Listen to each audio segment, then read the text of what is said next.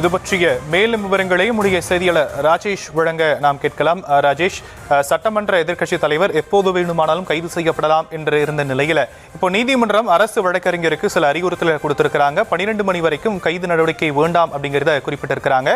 அது ஒரு அண்மை செய்தியா நாம பார்க்கக்கூடிய நிலையில திரையில சென்னை மாநகர காவல் ஆணையர் அங்கு நீலாங்கரை உதயநிதியுடைய இல்லம் அருகே இருக்கக்கூடிய பகுதிக்கு வந்திருக்கிறாரு. அதிவிரைவு படை காவல்துறையினர் அங்கு குவிக்கப்பட்டிருக்கிறாங்க. ஒரு பரபரப்பான சூழல் ஏற்பட்டிருக்கிறத நாம பார்த்துட்டு இருக்கிறோம். திமுகவுடைய மூத்த தலைவர்கள் அங்கு அனுமதிக்கப்படவில்லை. தொண்டர்கள் அதிக அளவு அங்கு குவிஞ்சிருக்கிறாங்க. ஒரு அசாதாரண சூழல் ஏற்படுவதற்கான வாய்ப்புகள் அங்கு அதிக அளவு இருக்கக்கூடிய நிலையில காவல்துறை எந்த அளவு அங்கு குவிக்கப்பட்டிருக்கிறாங்க, என்னென்ன முன்னெச்சரிக்கை நடவடிக்கைகள் மேற்கொள்ளப்பட்டிருக்கு, ஒருவேளை கைது நடவடிக்கை மேற்கொள்ளப்பட்டா?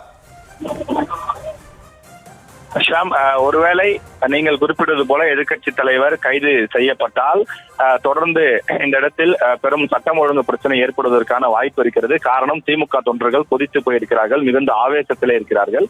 அப்படி இருக்கும்போது அவர்கள் ஏதாவது பிரச்சனையில ஈடுபடுவதற்கான சூழல்கள் இருக்கின்றது. எனவே அதை தடுத்து நிறுத்துவதற்கான முயற்சியிலே தற்போது காவல்துறையினர் ஈடுபடுகிறார்கள். இங்கே கூடி நிற்கக்கூடிய திமுக தொண்டர்களை கலைந்து செல்லுங்கள் என்று திமுக காவல்துறையினர் சொல்கிறார்கள். ஏனென்றால் கூட்டமாக நிற்கும் போது அது அசம்பாவிதத்திற்கு வழிவகுக்கும். உதயநிதி ஸ்டாலின் அவர்களை அழைத்து செல்லும் போது வாகனத்தை முற்றுகையிடுவது, காவல்துறையினரை அவர்கள் பணி செய்ய விடாமல் தடுப்பது, இது போன்ற வேலைகளில் செய்வதற்கான வாய்ப்புகள் இருக்கிறது. எனவே அனைவரும் கலைந்து செல்லுங்கள் என்று காவல்துறையினர் திமுக தொண்டர்களுக்கு, நிர்வாகிகளுக்கு அறிவுறுத்தல்களை வழங்குகிறார்கள். சென்னை மாநகர காவல் ஆணையரும் வந்திருக்கின்றார். அமல்ராஜ் தற்போது உதயநிதி ஸ்டாலின் அவர்களுடைய இல்லத்திற்கு வந்திருக்கின்றார். அவருடைய வருகை தொடர்ந்து இன்னும் கூடுதலான காவலர்களும் வந்திருக்கிறார்கள். நமக்கு தெரியும், காவல்துறை ஆணையர் வந்தால் கூடுதலாக எப்போதும் நூற்றுக்கணக்கான காவலர்கள் வருவார்கள். எனவே காவல் ஆணையருடைய அந்த வருகையை ஒட்டி கூடுதலாக காவலர்கள் வந்திருக்கிறார்கள். இந்த இடத்தை பொறுத்தவரையிலே இன்னும் கூடுதல் பரபரப்பாக மாறி இருப்பதை நீங்கள் பார்க்கலாம்.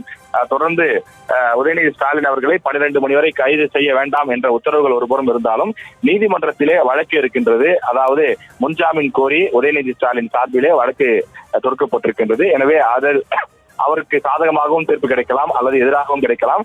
எனவே எப்படி கிடைக்கப் போகின்றதோ அது சம்பந்தமான விஷயங்களை பார்க்கின்றோம். மற்றொரு புறம் யாரெல்லாம் இடையூறாக இருக்கிறார்களோ அவர்களை கைது செய்து வாகனத்தில் ஏற்றுவதற்கான பணிகளையும் காவல்துறையினர் தொடங்கி இருக்கிறார்கள்.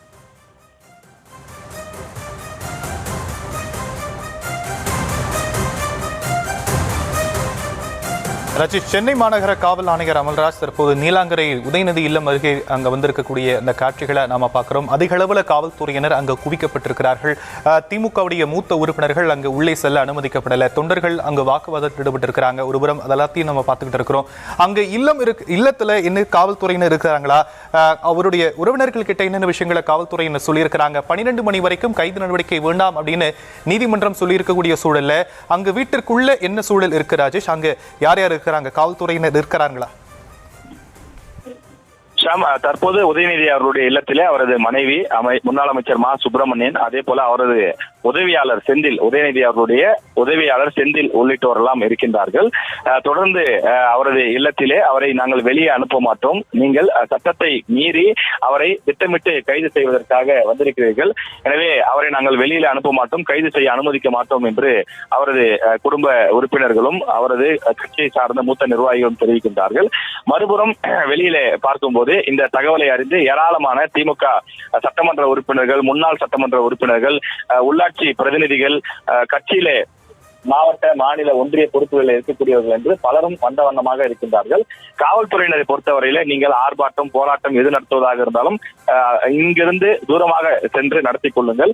இந்த இடத்தில் எங்களுடைய பணிகளை செய்வதற்கு இடையூறாக நீங்கள் இருக்கக்கூடாது என்று அவர்கள் தற்போது அந்த முயற்சியில் ஈடுபட்டுக் கொண்டிருக்கிறார்கள். நாம் பார்க்கின்றோம், நீலாங்கரையில் இருக்கக்கூடிய உதயநிதி ஸ்டாலின் அவர்களுடைய இல்லத்துக்கு செல்லக்கூடிய பாதை இதுதான். அந்த பாதையிலே நூற்றுக்கணக்கான காவலர்கள் இருக்கின்றார்கள்.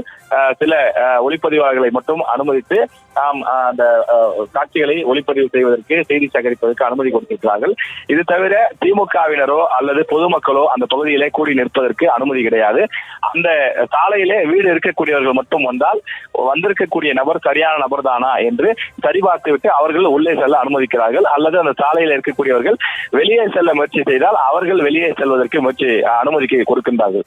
மற்றபடி வெளிநபர்கள் யாரும் உதயநிதி ஸ்டாலின் அவர்களுடைய இல்லத்திற்கு செல்வதற்கு அனுமதி கிடையாது.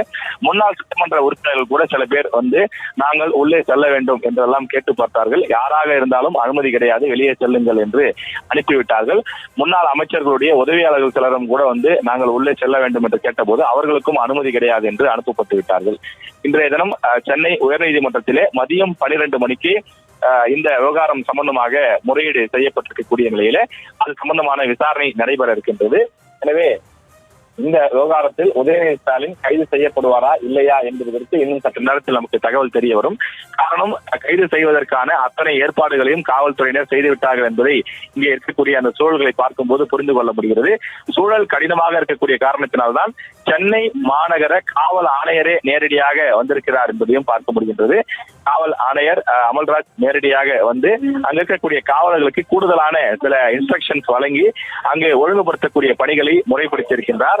திமுக சார்பிலே வந்த நிர்வாகிகள் தொண்டர்கள் அந்த இல்லம் அமைந்திருக்கக்கூடிய இடத்திலிருந்து சுமார் 100 மீட்டர் 200 மீட்டர் தூரத்திற்கு அப்பால் அப்புறப்படுத்தப்பட்டிருக்கிறார்கள். அவர்கள் அந்த இடத்திலே தான் கூடி நின்று கொண்டிருக்கிறார்கள். தற்போது உள்ளே இருந்து வாகனம் வெளியே செல்வதற்கோ அல்லது வெளியே இருந்து வாகனம் உள்ளே செல்வதற்கோ எந்த தடையும் இல்லாத அளவிற்கு வாகனங்கள் வந்து செல்வதற்கு வசதி ஏற்பாடு செய்யப்பட்டிருக்கின்றது.